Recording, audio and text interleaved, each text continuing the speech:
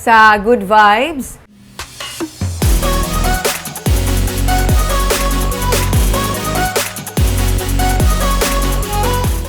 tatlo pa lamang kabulan sang ginsuguran sang isa ka pamilya ang pagtanom sang lettuce gamit ang hydroponics nga teknolohiya.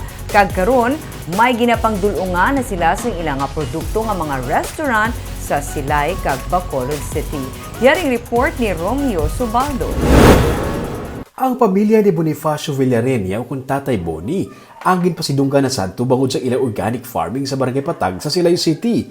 Pero sa sinigid lamang, may bago na naman silang testingan nga teknolohiya, ang hydroponics o kung ang pagpadako sang tanom gamit ang water-based nutrient solution imbis nga sa duta. Sunod sa kay Tatay Boni, ang iya anak ang nagka-interes sa hydroponics kag pinaagi sa YouTube videos, gintunan ininila kag nasuguran. Ay, timbang lang. Sino natudlo sa inyo sang technology? Bata ko lang, kaya inakon niya lang sa... Sino ka bata? Si... Ito ba ito magputol, ginatong laki? Siya to. Gitaraan nyo lang sa Ng cellphone, kundi ang... YouTube? Oo. YouTube lang? Tapos ginsiguran nyo? Oo, siguro. Ano nakilawig ni? Mga blaga na pero mga 3 months. 3 ka bulan pa lang? Oo. Nakagi ka na pa-harvest? Oo, sige na. Mayroon na sila nga daan sa greenhouse kay ilan na dagaan sadto. Mga bulutangan na lang sang tanom kag mga tubo ang ilagin pang forma. Kag may duha na sila kag mga greenhouse nga may lettuce. Ginbaklan na nila sa seedlings kag ginpang tanom kag karon. Kada greenhouse may 1,000 ka mga lettuce.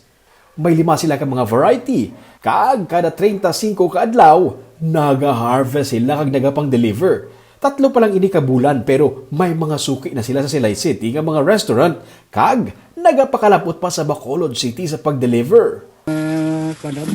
Karan andis palibot? So, damo, di damo. Magkakailan dito, smong, no? Damo. Salad? Oo, salad. Sa Bacolod, may deliver na kami ito. Meron man? Oo.